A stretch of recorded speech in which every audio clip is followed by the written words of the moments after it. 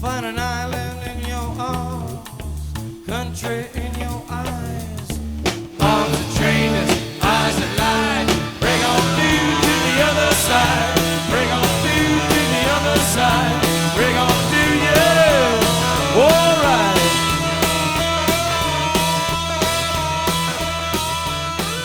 The Doors were an American rock band from California. They existed from 1965 to 1973 and then briefly again in 1978. They are considered one of the most influential American rock bands, and their legacy has been endlessly picked over, partly because they were a formative band, but partly because their frontman, the charismatic Jim Morrison, died in 1971 in a bath in Paris. They got into trouble as a band, particularly over drugs. Jim Morrison particularly got into quite a bit of trouble. They were seen as a dangerous antisocial element. They were investigated by the FBI.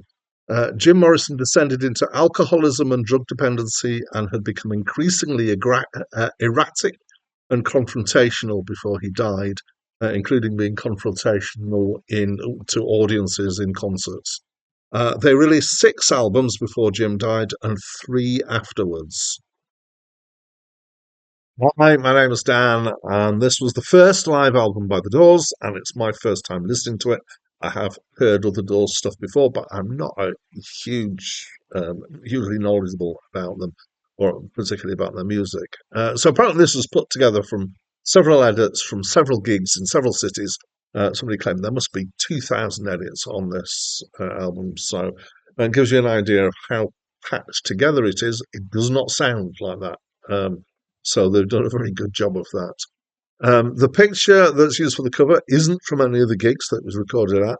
So he had changed his image at this point, and he wasn't very happy about the cover because it gives this kind of rock god image and the leather trousers, and he'd moved on from that by the time this was recorded. Him being Jim Morrison.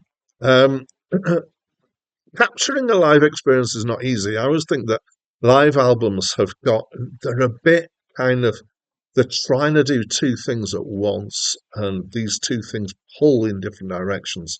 So recordings, the thing that generally is wanted from recordings is to be, uh, well crafted. Often quite a lot of time is spent polishing and making it right.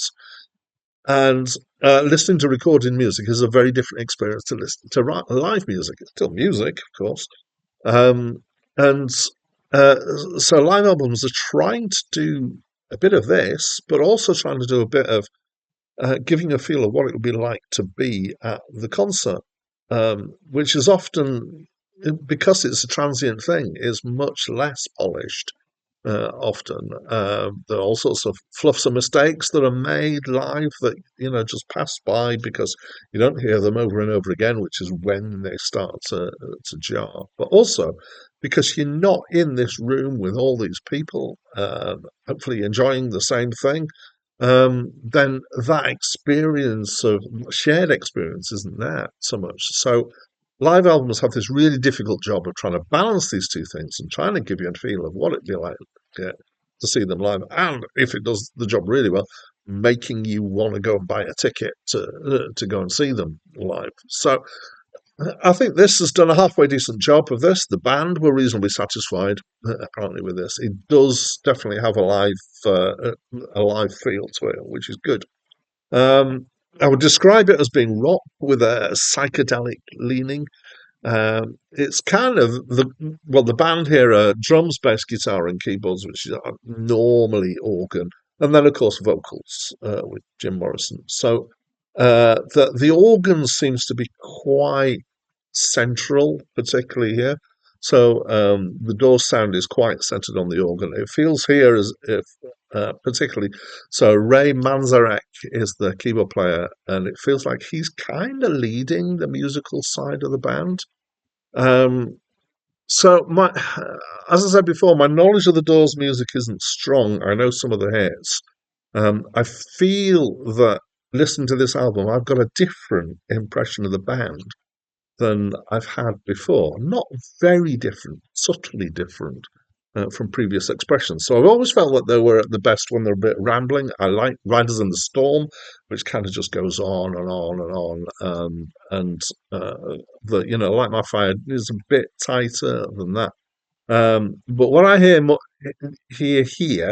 is more kind of strongly. It's kind of got a rambling feel, but it's also got this interplay of the band very much. And there's a lot of, organ does a bit, and then the guitar does a bit, and it's kind of to and fro. And the drums backing this up with some interesting drummings going on here. And so those three, the keys, the guitar, and the drums, are very much playing off each other and working together in a way that is the sort of thing I enjoy listening to when musicians are very much kind of responding to what other people are doing. I've left the bass out of that because the bass is really quiet in the recording, sadly, so I didn't really pick up um, if the bassist is playing a similar role, but I think less so is my feel. So musically, it's good. It's often quite sparse. It's got this kind of jam feel, quite improv-y at times, although they do know where they're going and what they're doing. Um, right, Jim Morrison's singing, and I think I get the fuss about Jim Morrison. For years, I've kind of gone, yeah, who is it? It's all right. Yeah, maybe I quite like it, but not. Does he really deserve the amount of attention that he seems to have had? And then, of course, he's one of these people who managed to sadly die while being quite popular. And that adds an area of mystique to people often. So, was it that it become more famous and people thought of him more because he's a kind of tragic hero who's died? I don't think so. So I think I've got to a point where I get this thing about Jim Morrison. I'm quite impressed with him. Not that, excuse me, not that it's about him being an amazing vocal gymnast like Celine Dion or Whitney Houston or something like that. He's not. He can sing, but what he brings is this charisma to the performance, which is something quite spectacular. Is there are very few people I think who can project that level of charisma, and this is in a recording.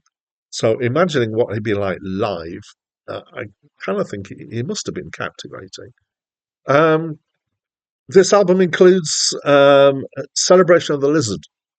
So this is a track that has divided critics, let's say. It's a long, rambling performance piece that includes bits of spoken poetry, often with kind of shaken percussion in the background, snatches of song. It's a bit of a kind of psychedelic prog rock journey song, which has got a story. It's self-indulgent, yes. It's pretentious, yes. It's full of the impression of meaning. I've got this thing about modern art, which is that I think modern art's really good at kind of giving you the impression that there must be some deep meaning in here, but not telling you what it is. And so you go away and you interpret it yourself in that. And this definitely has that. All of that might sound like it's criticism. Actually, I like it quite a bit. Now, I think if it had been an album full of this, I would not have responded so positively to it.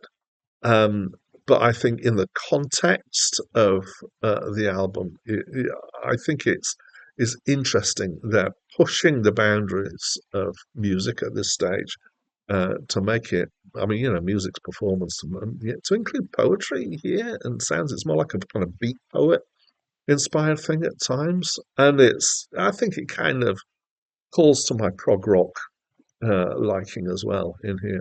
The other songs are about a mixture of stuff, but mostly they're quite cryptic. I think the only one I knew from previously is "Break On Through," which is a track that I really like.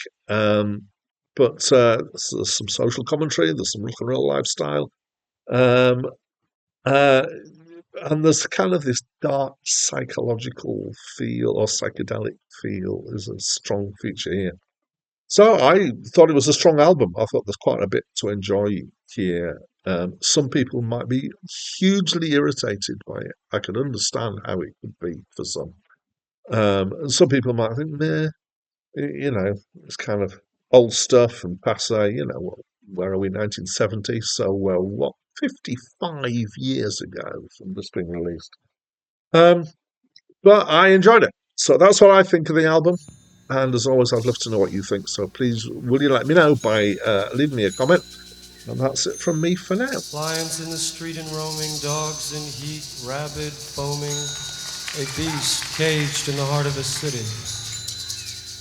The body of his mother rotting in the summer ground, he fled the town, went down south and crossed the border, left the chaos and disorder back there over